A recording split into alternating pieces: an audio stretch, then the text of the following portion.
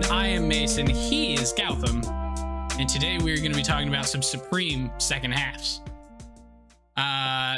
Before we get into that, if you enjoy our podcast, please make sure you subscribe on your favorite podcasting app or YouTube. And on YouTube, don't forget to click that notification bell so that you see whenever we post new content. Make sure you let us know your thoughts in the YouTube comments or by leaving a review on Apple Podcasts. I think Spotify might have that feature now. Or by reaching out to us on Twitter or Facebook at Getaway Day Pod. Gowie, how's it going? What have you been up to? Anything fun? Yeah, having lots of fun. Summer is just speeding by, and apparently next week is August already. What's going on? Yeah, that's wild to me. I feel like it was about I mean, to be honest with you, it still feels like it's like maybe June 2020 to me. You're just stuck there forever. Hey, it's not February 2020 anymore, so some time has passed. Yes. You watched Interstellar, right? You came with us when we went in college. Yeah. Yeah, so remember when they went onto that one planet where like when they were on it for like 5 minutes, it was like 70 years on Earth? Honestly, I can't say I remember it. Wow. Okay, we need to watch Interstellar again soon. But I feel like I've been on kind of the opposite planet where I've been so far away from a black hole, instead of being right next to one, that 3 months in or that what 2.5 years of actual time has only been 3 months. So yeah. It's a good movie though. We need to watch it again. So been watching a lot of baseball this week now that we're back in the swing of having games every day. Yeah, a little bit. Definitely good to be back. And this week was a really weird schedule. A lot of 2-game series. Um, the Cubs had a 2-game series on Monday and Tuesday at home, and they had a day game on a Tuesday, which I've never heard of them having before. So that was a Huh. little weird. Yeah, that is a little weird. I guess they didn't want to keep the little kids in Wrigleyville awake past like 6. Yeah, I I don't guess know. not. They know it's still summer, right? Yeah, and they got today off, and they're going to San Francisco this weekend. So Interesting. And the Cardinals are finishing up a 2-game set over in Toronto right now. It's not been going well, but we'll talk about something that went way worse for a team against the the Blue Jays, who Blue are Jays hot. here pretty quick. But I don't know. What do you say we get right into it? Sure, let's do it. All right. So we got a couple things we want to talk about today. And first and foremost, I think we have to discuss the elephant in the room. Oh, he left. My bad. There's no elephant behind me. No, but the trade deadline is here in 6 days. Next Tuesday. I can't remember exactly how it works now because it used to be there were 2 different deadlines. How does it work now? Just all trades, basically? There's just this one single deadline now. There's no waiver claim deadline, which used to But happen a month after the regular trade deadline. DFA'd players can still get traded, right? Yes, I think so. Okay. But for basically non-DFA trades, all have to be done by next Tuesday. Yes. Okay. So with that being said, we've had some wild and crazy action so far. The big trades we've seen: Daniel Vogelbach going to the Mets for Colin Holderman, Michael Perez being DFA'd and traded for cash to the Yankees, the Royals getting the 35th pick for Drew Waters, Andrew Hoffman, and CJ Alexander. Wow, what crazy trades!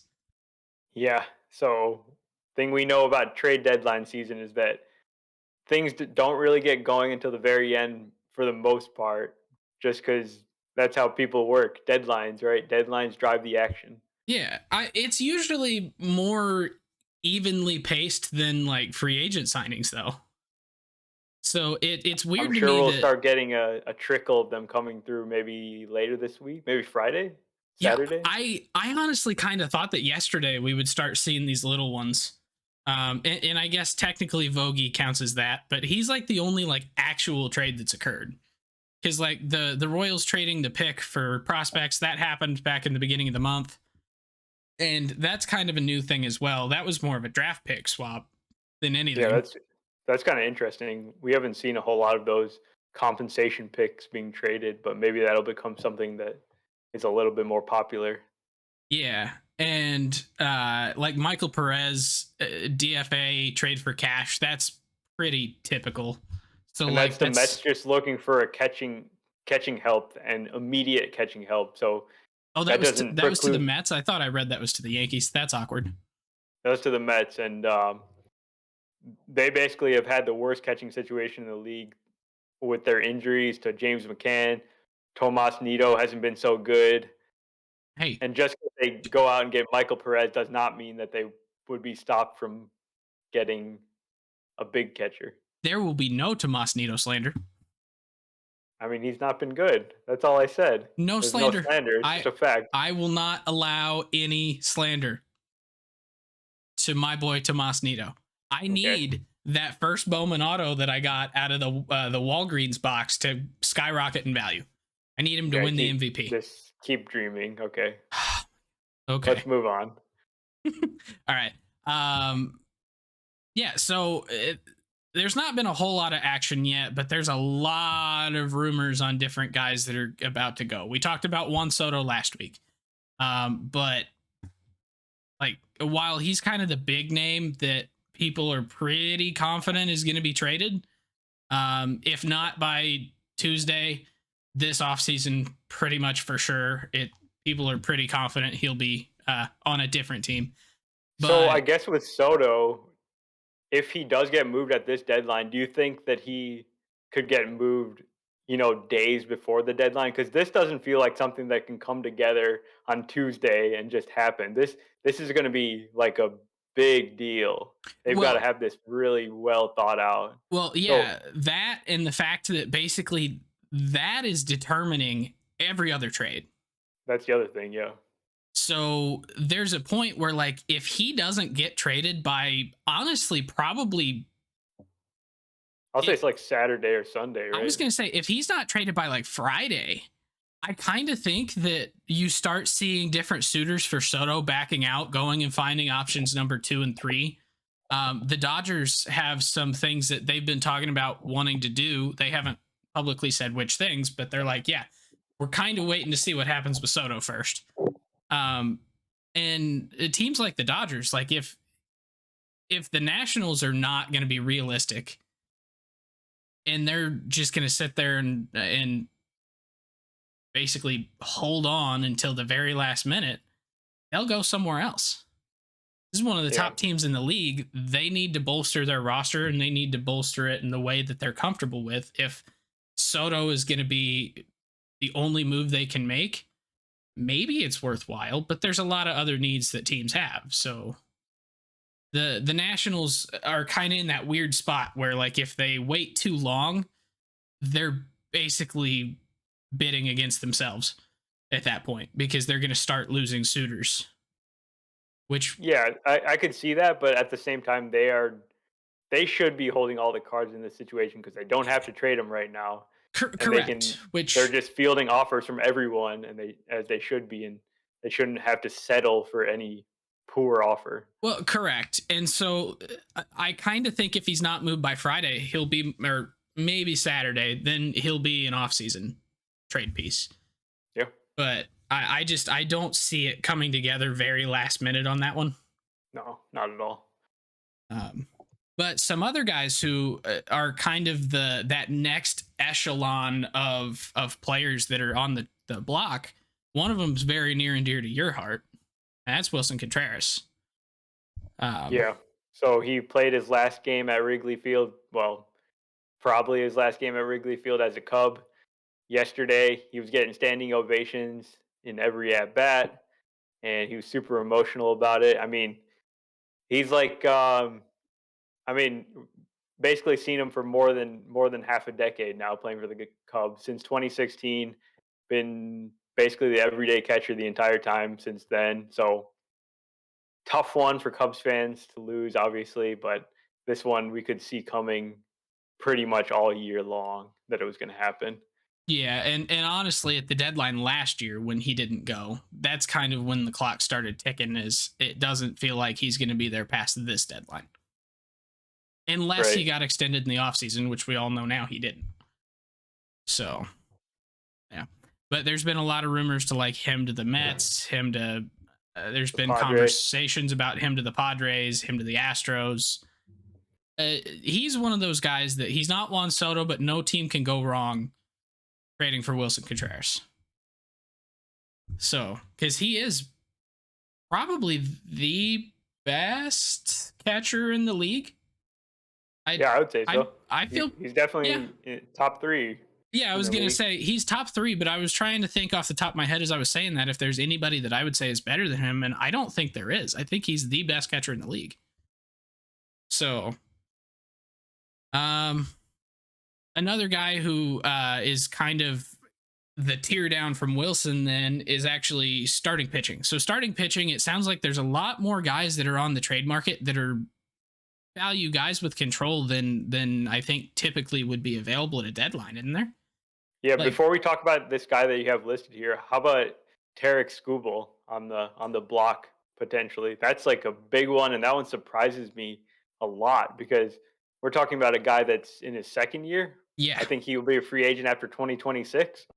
So I don't really understand what the Tigers are thinking there, unless they feel like they can just jump this market and get some massive haul because not a whole lot of other guys are going to get moved starting pitching wise, but that's their Well, future right there. and it kind of seems like they had a complete change in mindset from the offseason this year to now, where they thought they had a really good young core, and now it feels like they think that their core is not that good.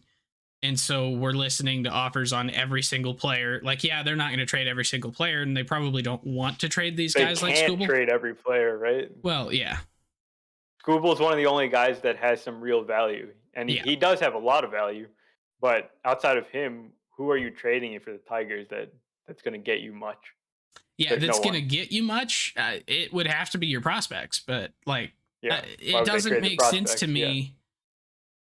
It doesn't make sense to me to trade Scooble at all. Like, I I get that he could get you a big return, but he's like the guy in that rotation. Yep. Like, Basically, all their other guys haven't really panned out, and they've had tons of injuries to the starters. Casey Mize, Matt Manning, others. No is one's Erod really still hurt? worked. He's not hurt, but he's working his way back. He was like on the restricted list and whatever. Yeah. Gotcha. Yeah, but so I don't know. Yeah, that's a weird one to me. But a team that does have some starting pitching that they can deal from to help bolster some of their other moves is the Marlins. With Pablo Lopez, he's probably the most likely to go. I think he's got what 2 more years. We said. Yep. Two Um, more years. He's been really good this year. He's been good basically for a few years now. The only thing with him is his durability because he's had shoulder issues like 3 of the 4 last seasons. But but he has I not don't know, missed a like start in 20 starts so far this year. right. So So it's that's a looking good good, sign. and he's a guy that definitely would slot into basically any team's playoff rotation. He's still super young. I think he's 26 now. So that would be a good get for any team. And from the Marlins side, it makes a ton of sense to do this because they're kind of not looking so hot for making the playoffs this year, and they've got a whole bunch of starting pitching coming soon to Yeah. augment what is already a really good starting rotation. And starting pitching that has a pretty realistic chance of having someone that supplants Pablo Lopez, moves him down in the order, makes this guy who would essentially be a number two starter on basically any team, their number five. Like pitching is their strength. Hmm. I was actually talking about it today when the Cardinals made that trade that sent Gallen and Alcantara over to the Marlins. Like the Cardinals were dealing from an area of strength in starting pitching throughout the entire system, so they could trade those two top pitching prospects for Marcelo Zuna at the time to help bolster the offense. That's kind of exactly what the Marlins need to do right now. Yeah, their And offense has been absolutely brutal. It's yeah, terrible without. some of their guys, like they're missing Cooper and they're missing Jazz right now, but there's not a whole lot of thump or anything else in that lineup right now. Yeah. The last guy I want to talk about from a trade standpoint is a guy who there's been some rumors about, but not anything like terribly concrete. I think it's more just what would this look like sort of thing. And that's Shohei Otani. Like Artie Moreno, not likely to let Shohei go.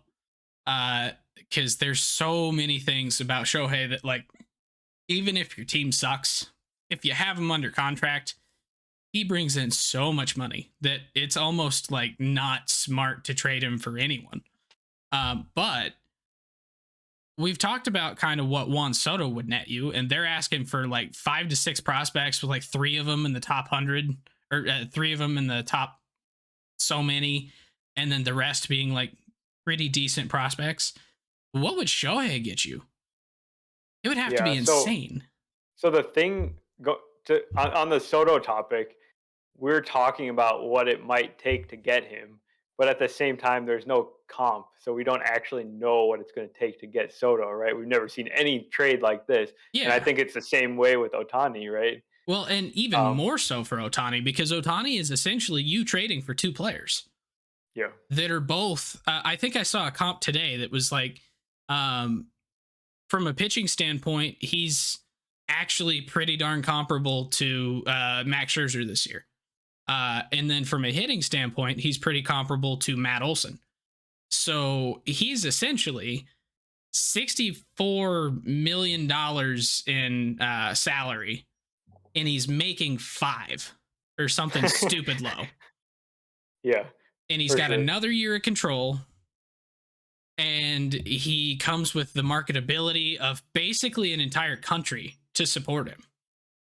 So this man is basically $100 million a year man, in my opinion. That's obviously a bit of a stretch, but like, if you think about all the on-field value and the off-field value he brings you, he's essentially $100 million a year. Hmm. Yeah, and um, there's a report about what the Angels kind of would be looking for if they made this trade, and they were looking for like 4 or 5 major league caliber players, like starters.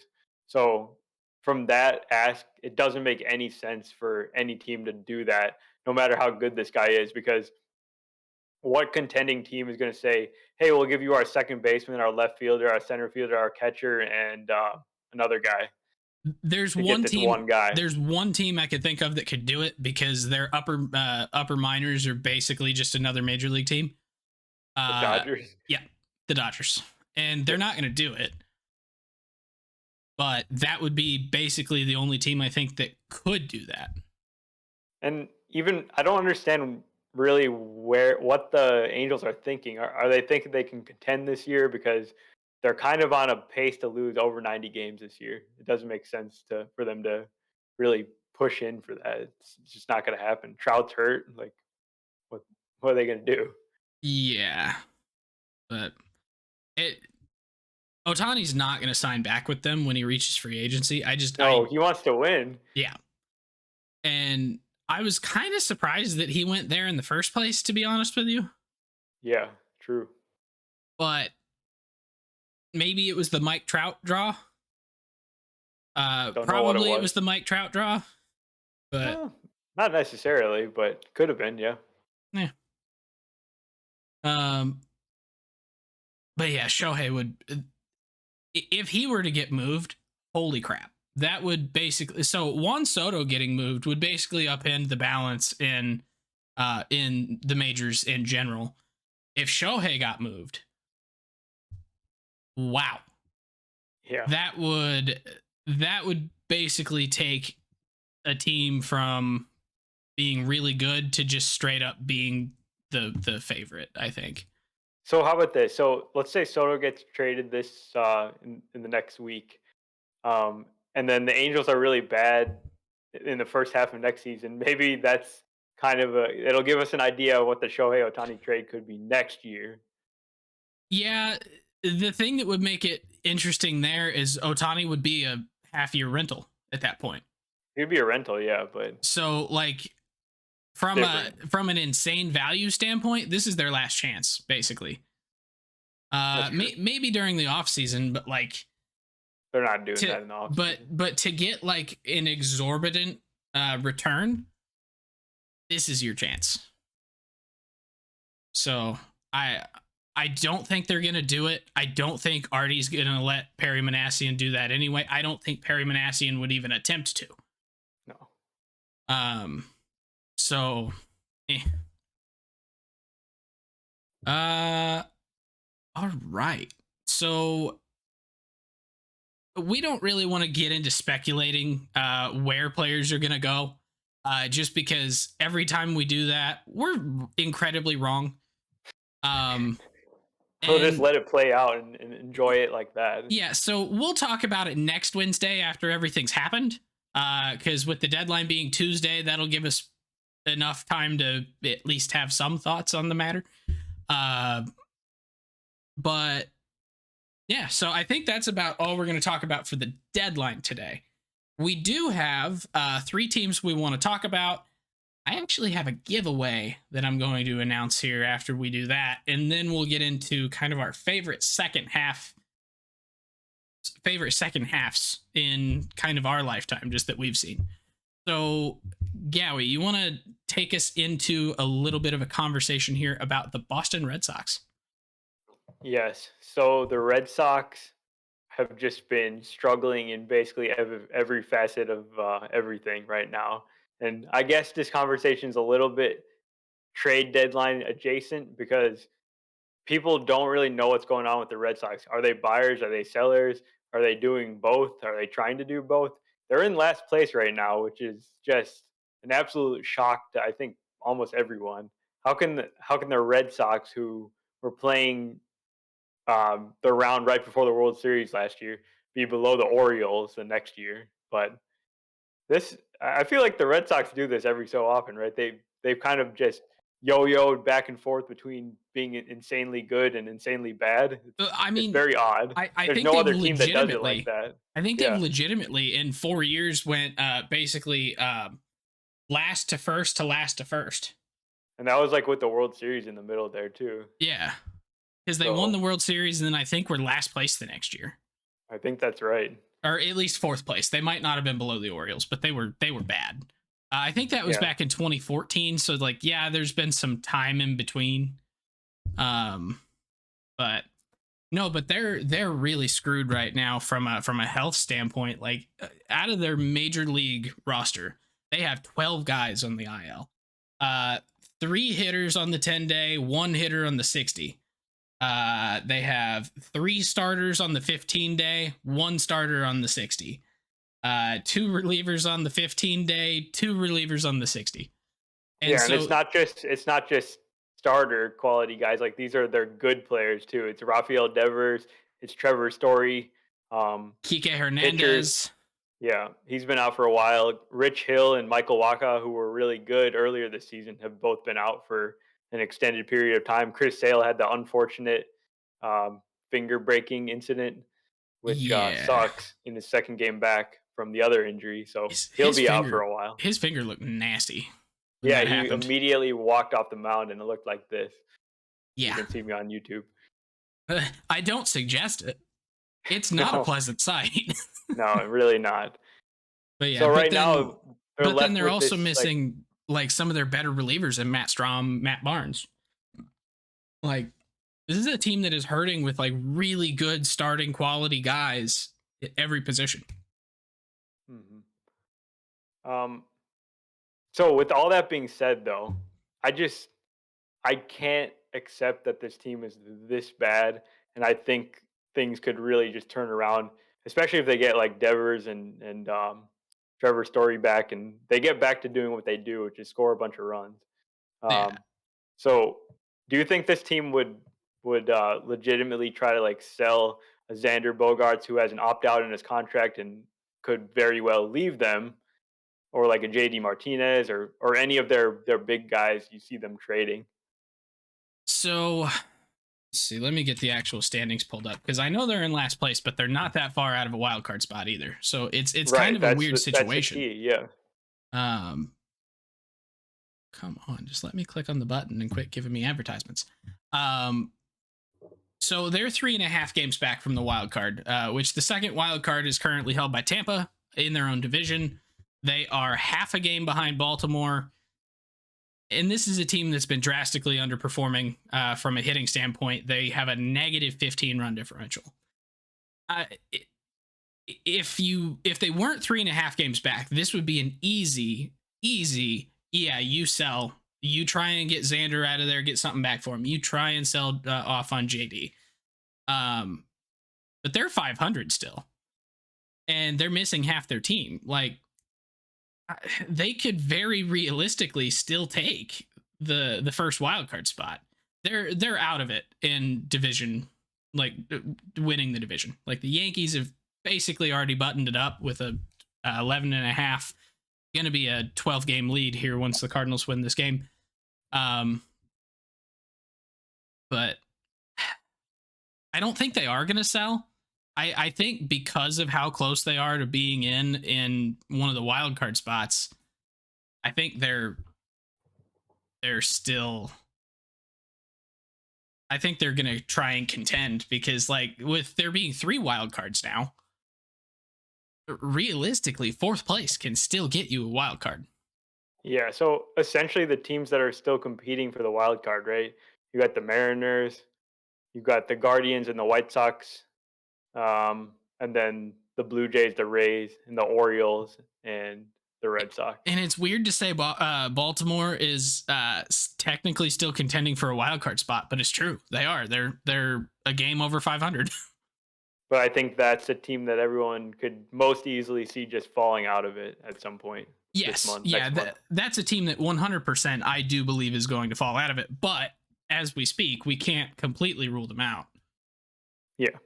And just generally speaking, all those teams I listed, like the Red Sox fit in that group of teams. They're not like clearly worse or better than those teams. They belong where they are, I guess, right now. Yeah, So I think they got to go out and get a starting pitcher. That's like the number one thing they should do. the really weird thing about Boston is they've actually not won a series against a division opponent yet this year. That is really weird. Yeah, they've not won a single series. And how many games do they have left against the Orioles? That might be That a key. that is a good question. How do I check that? Boston schedule.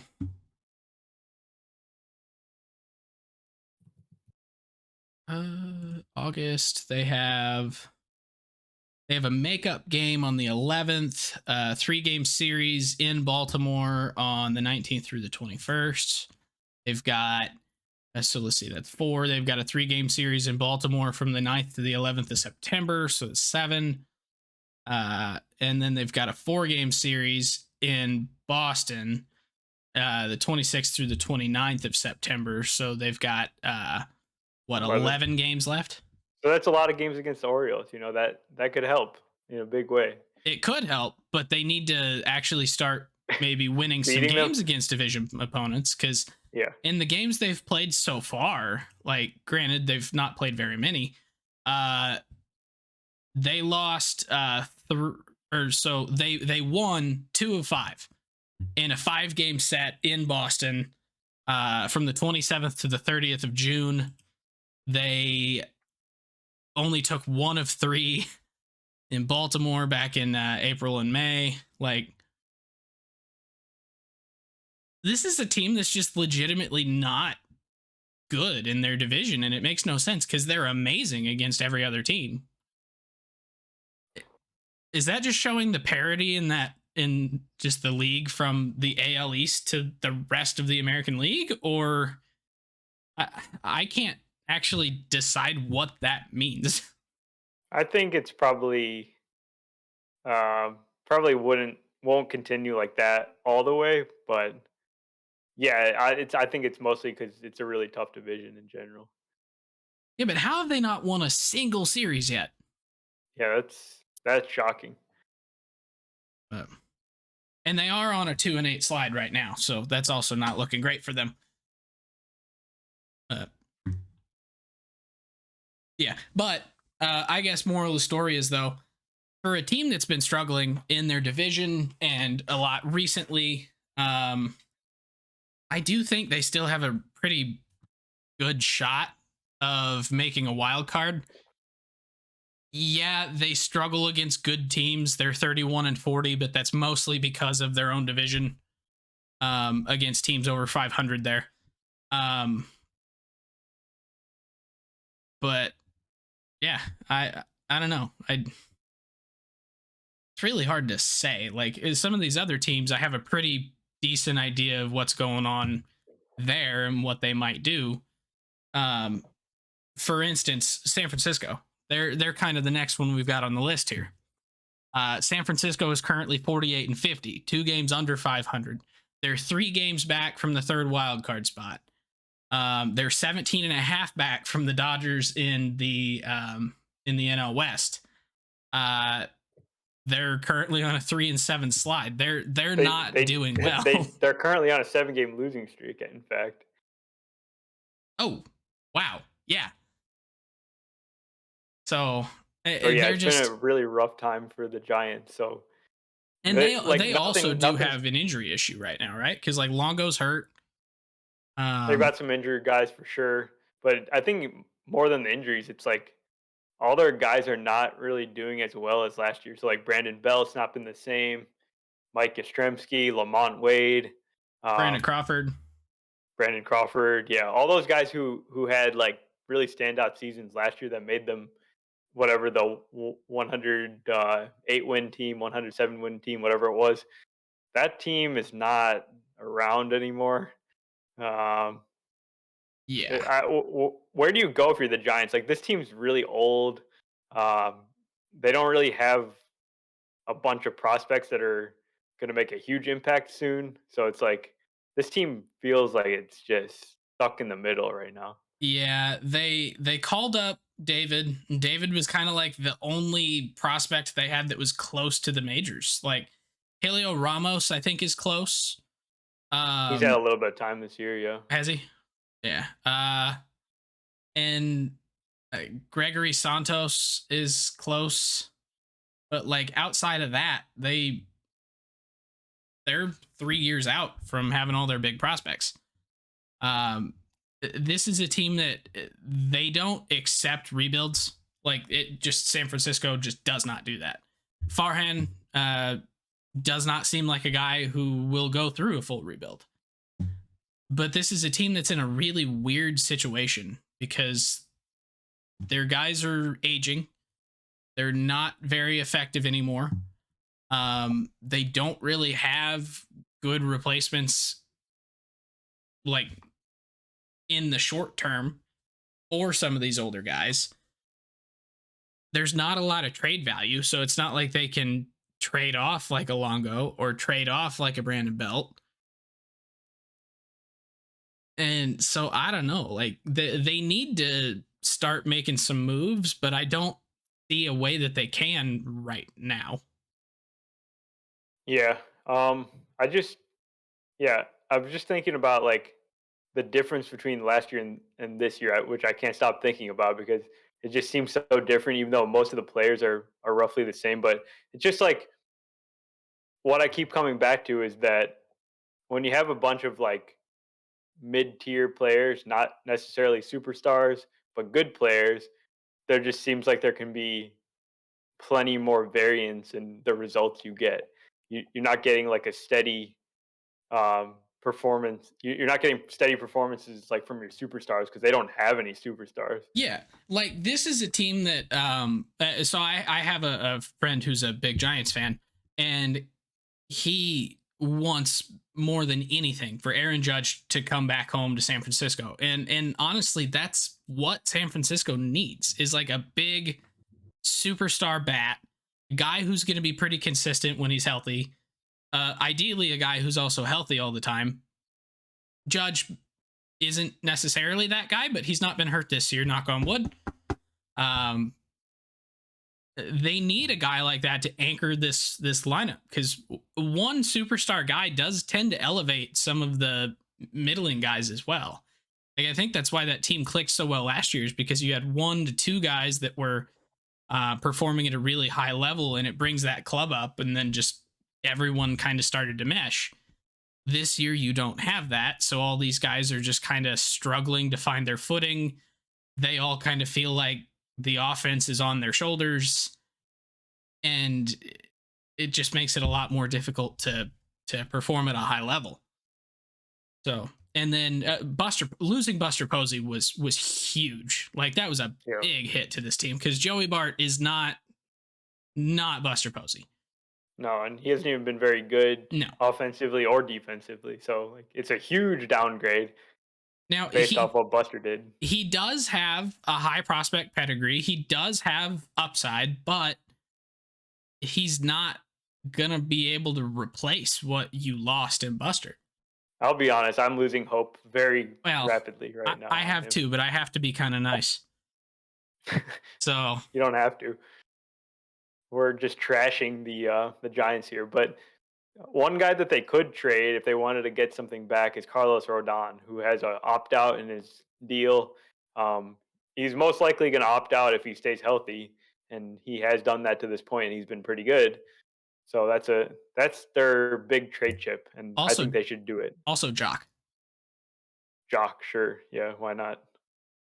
I mean, at this point, like, you're not going to win the division. The chances of you getting a wild card or slipping by the day is kind of feels like one of those situations where, yeah, those 2 guys can get you some return. So I would do it.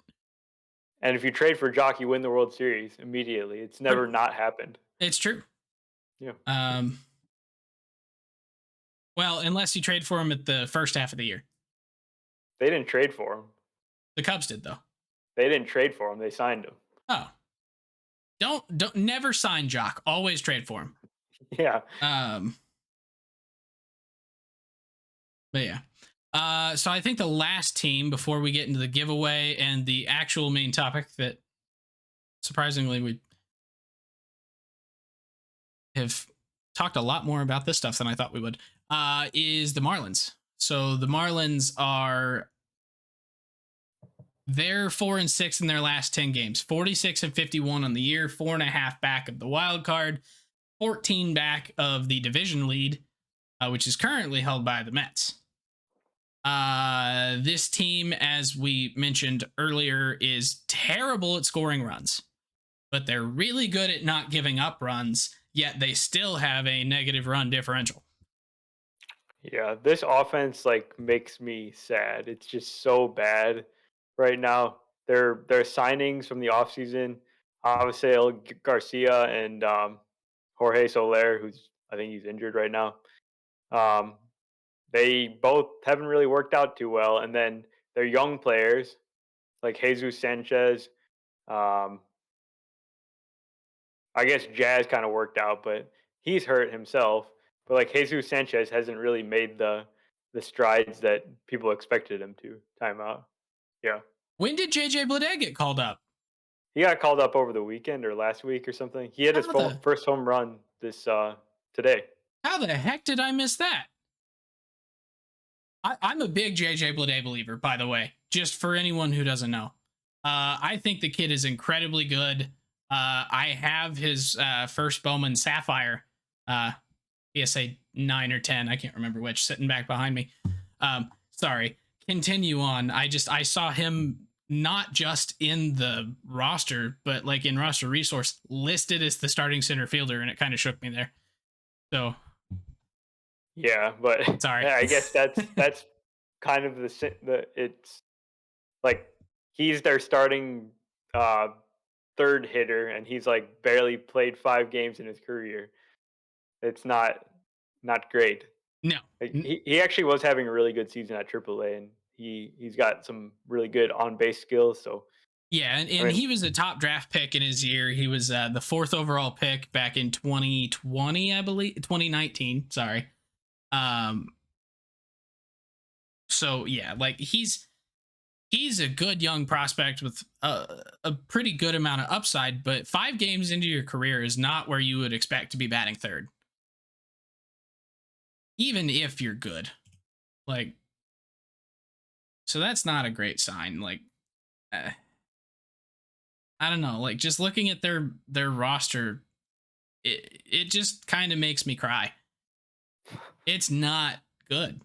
Jacob Stallings is their starting catcher. Williams Astudillo is in their starting lineup. Uh, Jesus Sanchez, I think, deserves a shot. He's still really young. Lewin Diaz is kind of the same way, but these are not guys that have broken out and done anything yet, and they're putting a lot of weight on their shoulders to carry this offense. Like, Jesus Sanchez played 104 days on the active roster last year. Lewin Diaz 104. Neither one of them was really particularly good last year. And that was the extent of their major league experience prior to 2022. So, I don't know. And then their bench is just Billy Hamilton made their bench. You always got to have Billy around. Yeah, I don't know where they're going exactly because their offense is just so bad right now, and that we already talked about kind of how they should move some pitching for hitting, and yeah, so we don't need to like rehash that, but that seems like a very logical next step. Yeah. But they are getting kind of screwed by the fact that they have 5 of their starters on the IL right now. 4 of them are all on the 10-day that kind of went on there here the last week, and Garrett Cooper, Brian Anderson, and Jorge Soler. John Birdie is almost at the end of his 10 days. But yeah, the Marlins make me sad. You want to talk about something fun? Yeah. All right. So, as I kind of alluded to last week, this is a big episode for us. I'm a child. I think the number 69 is funny. So we're gonna do a giveaway in celebration of episode 69. So, what I have here for you. Oh, I should make it so that the camera doesn't give up on me here. Can I please see my note? Here we go. All right. So, what we have for a giveaway is actually I got this Aloy double bobblehead of Luis Robert and Eloy Jimenez that we got back at the game that we met Ashley Sanders at on June 25th. So we're going to be giving away one of those because I have 2 of them. And it's weird if you have 2 dual bobbleheads and you wear glasses. People call you 4 eyes, but you see 8 things. It doesn't make sense. So I need you guys to help me not get bullied. So what we're going to do is I've got a couple of announcements that are going to be going out on Twitter, Facebook, and TikTok. And they have the instructions on how to enter. But what you're going to need to do is you're going to need to follow Getaway Day Pod on Twitter, TikTok, or Facebook. And then both like and publicly share. That's really important that it's public. Because if it's not, I can't see that you've done it. I just see that someone did it. So you're going to have to go in and make sure that when you hit share, especially on Facebook, because I know this one is kind of, or Facebook's kind of a pain, you have to go in and actually hit share to public as a checkbox. So if you do that, then you are going to be eligible on each of the platforms. So you can enter 3 times for this same bobblehead. If you enter by August 10th, which is exactly 2 weeks from today, we will do that drawing and I will DM the winner and try and get a mailing address, and we will do that. If we get over 100 entries, which, like I said, you can enter on 3 different accounts. So if we get 100 entries, meaning we get 34 people to participate across all 3, I will throw in a second prize. I will not tell you what it is yet, but I do have the prize sitting next to me. So yeah, so if you help us out, uh, enter and share so that other people are seeing it, we'll do some fun giveaways. See, I think that's all I've got for the giveaway. So now let's get to the actual topic we wanted to talk about today, which is second halves. So we're now fully into the second half of the Major League Baseball season. There are no questions about that. The All-Star break is past. We're at 100 games basically. Um, and there's some pretty historic second halves in baseball. Gally and I are both 26 years old, and so we've been watching baseball for pretty most of our lives, I think. I've been watching baseball pretty religiously since I was about 4 years old. I think you may have started a little later than that on the religiously part, but like we've seen some pretty cool stuff. So I just kind of wanted to talk about some of our favorites, not necessarily trying to rank the absolute best, but just talking about some amazing second halves that we have seen. So Gowie, you wanna take the first one? Sure. So my first one, it's a bit of a two-parter here, and that's Joey Votto in back-to-back years in 2015 and 2016 in the second half. So in 2015, Joey Votto having a he actually had a pretty good first half. He hit 277. He hit like 15 home runs. Um, he had a he had a 140 WRC plus. So like he's doing very typical Joey Votto things. And then in the second half, it just went crazy. Um, he ended up finishing that second half with a 213 WRC plus, which I think was best in the entire league. Um, he hit 362, hit 14 home runs, and he did the thing that Joey Votto does best, which is take lots of walks. In the second half, he walked 26.5% of the time. So he was just locked in, not swinging at any balls ever. And when he was swinging, he was doing serious damage. 1,152 OPS in the second half that year.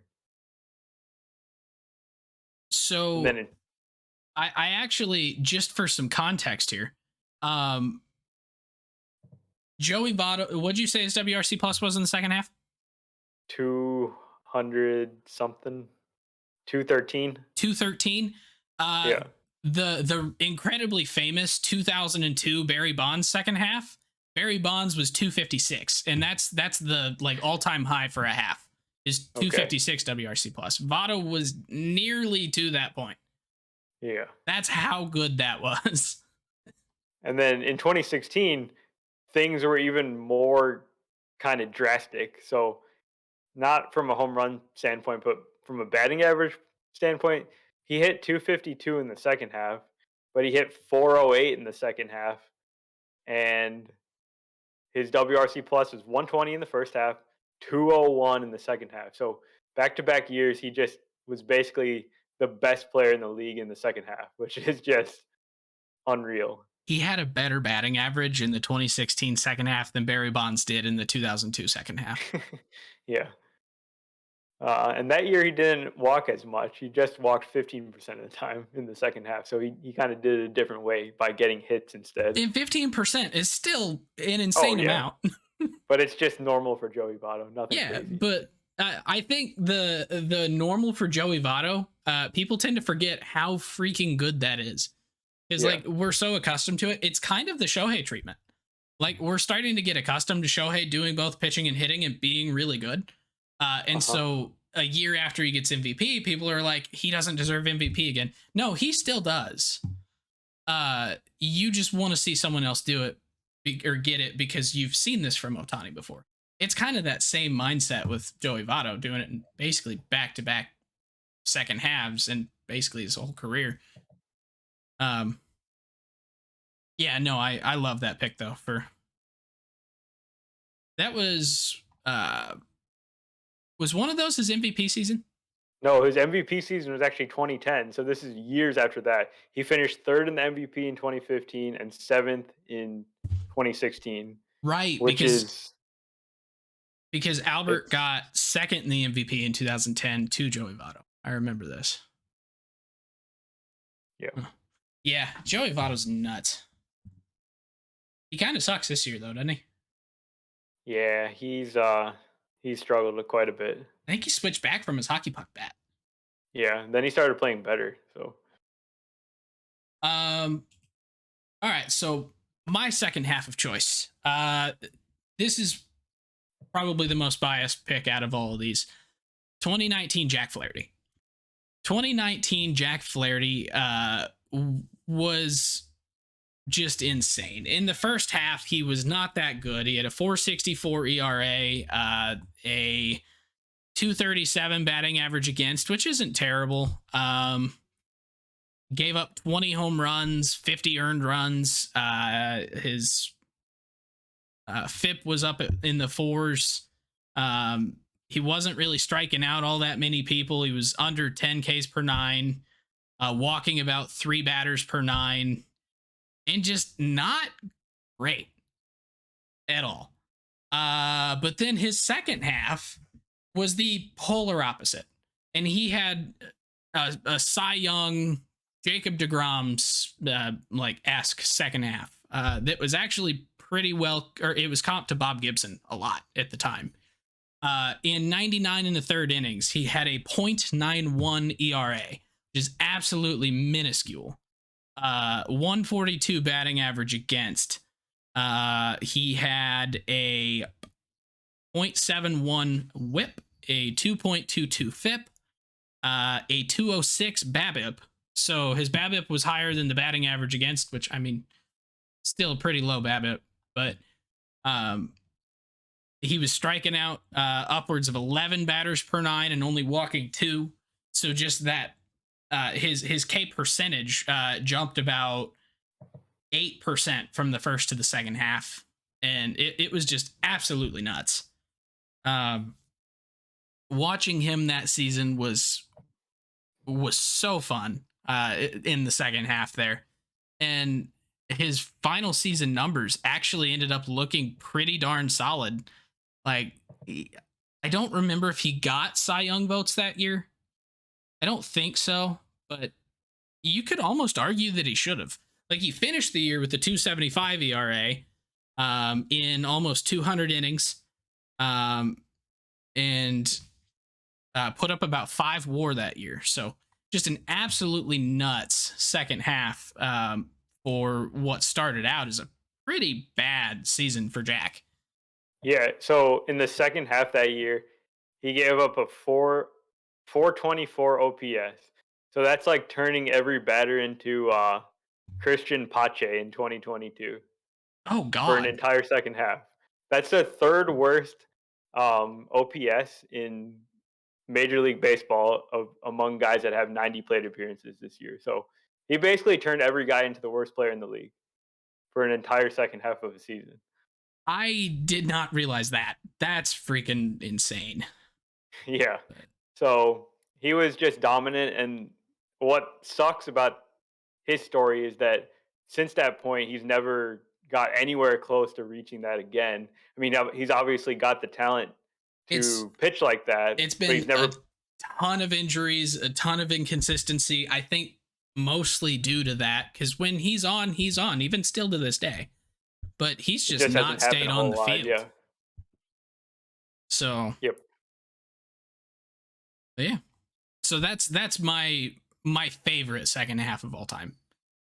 Um, what other second halves you want to talk about here? Well, I'll talk about my pitcher then, because you talked about yours. Jake Arrieta, who I guess probably had a better second half than Jack's that year in 2015. He was absolutely ridiculous in the second half. He had a .75 ERA. His opponent OPS was 431, so pretty much the same. What was Flaherty's 424? So yeah, right there with him. Um, he gave up 2 runs in his last 9 starts of the season. and just 2 home runs in 107 and a third innings pitched.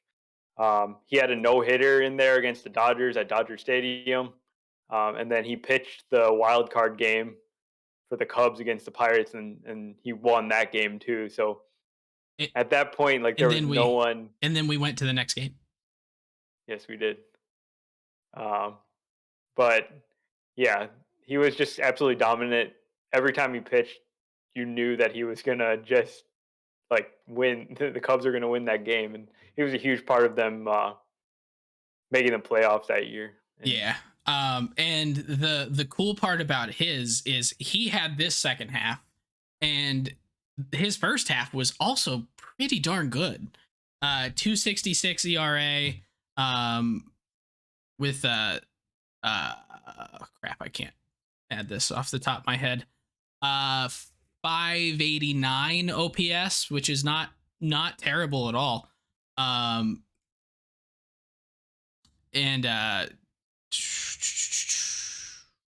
what was the other number that I was looking for? Forgot. And a 216 batting average allowed, with a one whip, and that was his first half, and that's really good. And then you throw a second half in there with it, and his season numbers looked phenomenal. Like he won the Cy Young that year, and there were some amazing other candidates. Zach Greinke and Clayton Kershaw were absolutely dominant for the Dodgers that year, and he surpassed them just because the second half was that good. yeah, I don't think he had the lowest ERA in the league that year, right? His I 177 think was actually Greinke might have second to Grinky's like 152 or something, right? something like that. Yeah, Yeah, but an absolutely astounding year, and he pitched 230 innings that year too. right. He was a So horse, and you were talking about his first half, which was pretty good. It also carried into the 2016 first half, and that was also a part of his dominance, kind of. yeah, that if you could put a guy in the Hall of Fame for a like year and a half long period, Yeah, he's he's a no doubt Hall of Famer. Um, but yeah, his first half the next year, 268 ERA and 114 innings, with a 550 OPS. So yeah, just I don't know. We've been really kind of blessed with great pitching performances across our teams here in the last 10 years, haven't we? yeah, I'd say so. Even though both of our teams suck at pitching now. Yeah, All right. So the last one that I wanted to talk about here, and this one is pretty darn recent. If you don't remember this one, then you really need to start opening your eyes and watching one of the greatest players of our generation, and that's Juan Soto. He's getting a lot of talk today.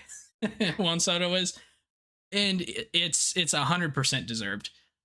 His second half of 2021 was just nuts. He had a 348 batting average with 18 home runs. He walked 87 times, 16 of them intentional, only struck out 41 times, for a 199 WRC plus. Like that's incredibly reminiscent of the 2015, or was it the 2016? I think it was the 2015 Votto season we were talking about just a few minutes ago, but with considerably more pop. Like he people think he should have won the MVP last year, and I get that argument. He was outstanding in the second half. Bryce Harper was just equally good and the entire season. And that being said, Soto's full season was still amazing. His first half, he was about a 280 average with 11 home runs. And I think what was the walks? Because I think that was the other part that was pretty different. In about 60 walks, while striking out 52 times. So that's a really good first half, but his second half was what really did it. And he still ended up being pretty comparable numbers wise to Bryce Harper and put up a 7 WAR that season. So This kid is just nuts. His Yeah. what If his I remember right, they offensive were talking about the home run derby getting his swing back into form last year, mid-year. So maybe that happens again this year, and he turns things around because he really hasn't been the Juan Soto that we know in the first half this year. No, this is actually his worst season yet in the majors, which is He's still kind really of good, but he's I not the same. well, I was gonna say, which is kind of saying something because he's still been pretty darn good. Um, so he's put up 2.4 WAR so far this year. So he's kind of on pace to be right around that 2018 level. Um, but his batting average so far this year is all the way down at 245. He still has 20 home runs. He's still walking 20% of the time and only striking out 14%. And his BABIP is just like pretty low for him. Um, so I think that suppressed BABIP and batting average kind of go hand in hand. So I would kind of expect him to maybe not have the 2021 second half, but I would expect him to have a lot more typical second half for his career. And all this being said, his WRC plus this year is still 149. Like uh, he's kind of suffering for the same things that every other player has been because his 245 batting average, which is about 40 points lower than his career low, still has him 50% better than average.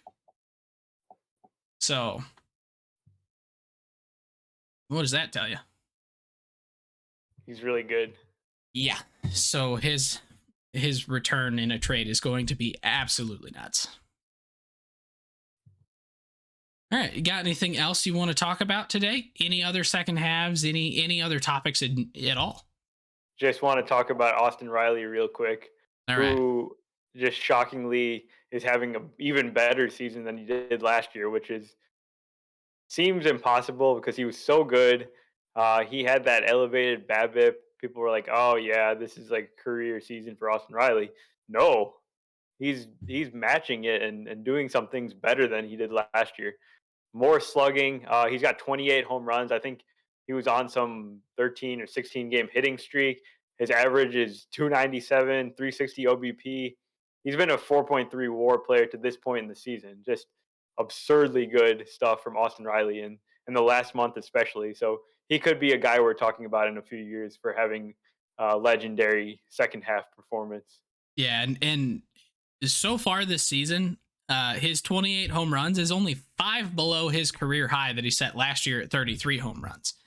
And last year with pretty darn identical numbers to what he's doing right now, he finished 7th in the MVP. And I kind of think he should have finished higher. Cuz last year he was just so good. Um But yeah, so he did finally get his first All Star appearance this year, albeit it was in a replacement form, not voted in, unfortunately. Um, but he does get to add All Star to his resume, and he 100% deserves it. You know what's absolutely absurd that I'm just noticing right now? There's one, two, three, four, five. Oh wait, one, two, three, four. Yeah, five. There's five third basemen in the top 10 in F4 right now Are there at this really? moment. Yeah, So, hold on. Arenado. Let me see if I could guess them.